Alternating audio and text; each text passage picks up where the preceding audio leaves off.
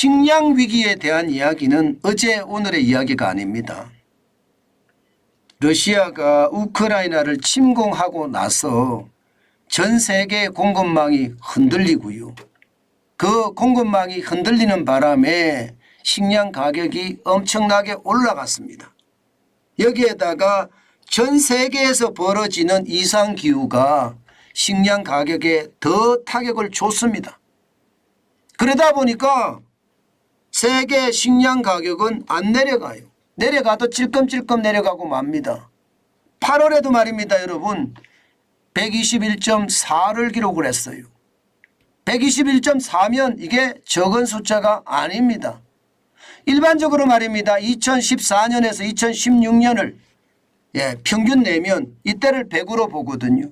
이때를 100으로 보는데 지금 2023년 8월에는 121.4 계속 120대를 고공행진하고 있습니다.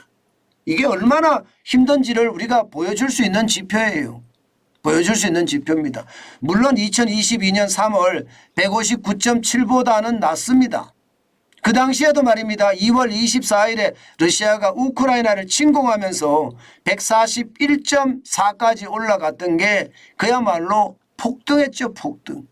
코로나19 때문에 안 그래도 노동력이 적어서 식량 위기가 왔거든요. 그 식량 위기가 계속 간다는 뜻이에요. 야, 이것을 보고 있으면 겁납니다. 게다가 러시아는 흑해 곡물협정을 또 파기했습니다.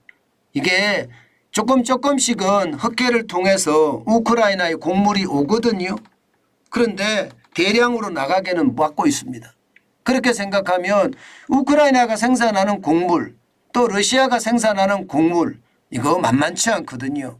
여기에다가 캘리포니아에 생산하는 곡물이나 저기 브라질이나 아르헨티나에서 생산하는 곡물 여기는 이상기후 때문에 수확량이 확 줄었거든요. 그런 것을 감안해 보면 식량 위기는 아직도 멀었다. 그런 생각을 할 수밖에 없습니다. 야, 이거 여러분 예상했던 것보다가 식량 위기 상황은 진짜 나쁘다 이렇게 봅니다. 안 떨어져요. 지금 보세요. 2023년 1월에 131.2였습니다. 131.2. 이것이 말입니다. 떨어진다고 하는 게 겨우 말입니다. 8개월 동안 10밖에 안 떨어져 10. 이게 별로 안 떨어진 겁니다. 그러면 2023년 4월에 127. 그리고 2023년 7월에 124. 아직도 어떻게 될지 모릅니다. 이게 편안함을 찾아야 되거든요. 2019년에 95.1이에요. 95.1. 2014년에서 2016년 평균치 100을 아래로 갔습니다. 이렇게 아래로 가야 돼요. 그래야지 편안해지거든요. 그러나 그렇지가 못하다는 거. 식량 위기는 지금 전 세계에서 계속되고 있다는 거. 그게 현실이라는 거. 아마 여러분들도 저도 함께 알고 있을 겁니다. 그만큼 말입니다. 이게 식량 가격이 안 내려가요. 곡물 가격도 말입니다. 떨어졌다고 하지만 겨우 0.7% 떨어졌어요. 125를 기록하고 있고요. 유지류 같은 경우는 3.1% 떨어졌습니다. 그나마 다행이라고 하지만 지표를 보면 125.8이고요. 고기도 마찬가지입니다. 3% 떨어져서 114.6을 기록하고 있고요. 유제품은 많이 떨어졌습니다. 4%까지 떨어졌어도 111.3이에요. 111.3. 그러나 설탕은요 또 올라갑니다. 또 올라가 1.9%가 올라가서 146.3입니다. 설탕은 아무래도 브라질 이런 데가 이상기후 때문에 폭삭 망했으니까 이게 최악이죠. 식량과 설탕은요 슈거플레이션이라고 이야기할 정도로 설탕값이 올라가서 물가가 올라가는 그런 상황이 연출된다고 이야기할 정도로 식량 가격은 하늘로 본 줄 모르고 지금도 올라가고 있습니다. 그만큼 설탕은요 지금 식량 가격 지수에서 설탕이 차지하는 비중이 굉장히 커졌다는 뜻입니다. 그나마 조금 떨어져서는 다행이지만 이렇게 떨어져서는요 이게 식량 가격의 상승 잡지 못합니다. 대한민국만 하더라도 보세요. 식량 위기 놀랄 일도 아니다. 제가 그렇게 말씀드린 게 지금 1970년대까지만 하더라도 식량 작업률이 우리 79.5%였거든요. 인구는 확 줄었습니다. 굉장히 많이 줄었어요. 인구는요. 예. 그런데 말입니다, 여러분. 예. 지금 뭐 1970년대보다는 많아졌죠. 예. 그런데 여러분 보세요. 식량 작업률이 떨어지기 시작하더니요. 2015년에 50.2까지 떨어지더니요. 예. 2021년 44.4, 2022년 32%까지 떨어집니다. 32%까지. 예. 그러니까 국내 소비량은 엄청 많은데 생산량은 조금밖에 안 된다는 뜻이잖아요. 그죠? 그러면 식량 위기에 우리한테도 와 있는 거예요. 그래서 여러분 당장 말입니다.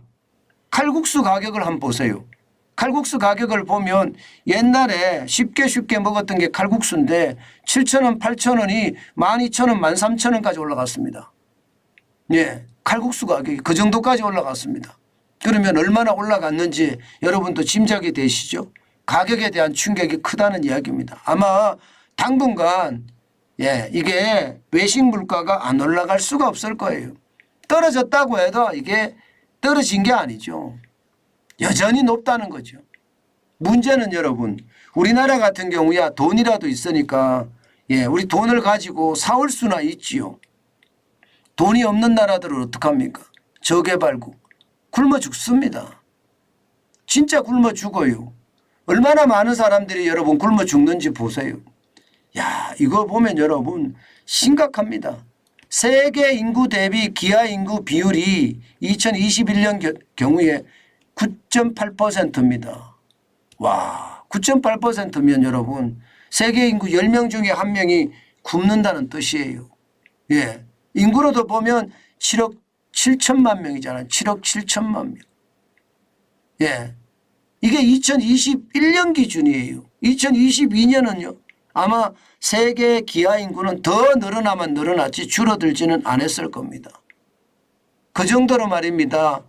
예, 식량 가격이 올라갔고요.